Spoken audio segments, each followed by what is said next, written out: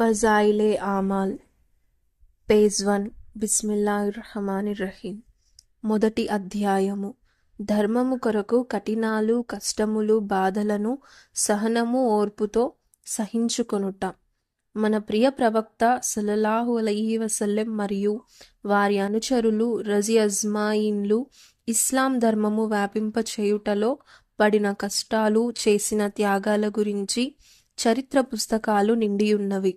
మనము అలాంటి కష్టాలు భరించుట, త్యాగాలు చేయుట, సుదూరం వాటి సంకల్పము చేయుట కూడా మనలాంటి అసమర్థులకు అసంభవము.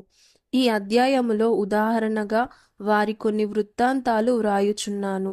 వాటిలో అన్నిటికన్నా ముందుగా మన ప్రవక్త సల్లల్లాహు అలైహి వసల్లం గారి ఒక వృత్తాంతముతో ప్రారంభించుచున్నాను.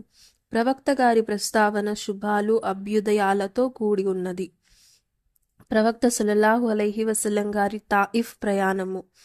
ప్రవక్త బాధ్యత లభించిన తర్వాత 9 సంవత్సరాల వరకు ప్రవక్త సల్లల్లాహు అలైహి వసల్లం మక్కా నగరములో ఇస్లాం ధర్మ ప్రచారం చేస్తూ ఉన్నారు మరియు జనులకు సన్మార్గం, సత్ప్రవర్తన బోధించుచూ ఉన్నారు.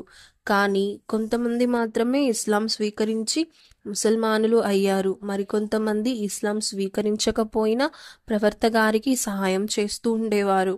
కానీ అధిక శాతం అవిశ్వాసులు ప్రవక్త గారిని మరియు ప్రవక్త గారి అనుచరులను అనేక విధాలుగా హింసించుచూ ఉండేవారు, ఎగతాళి చేసేవారు, శక్తి వంచన లేకుండా కష్ట నష్టములకు గురి చేయుచూ ఉండేవారు. ప్రవక్త గారి బాబాయి అబూ తాలిబ్ కూడా ఇస్లాం స్వీకరించకపోయినా ప్రవక్త గారికి అన్ని విధాల సహాయ సహకారములు అందించేవారు.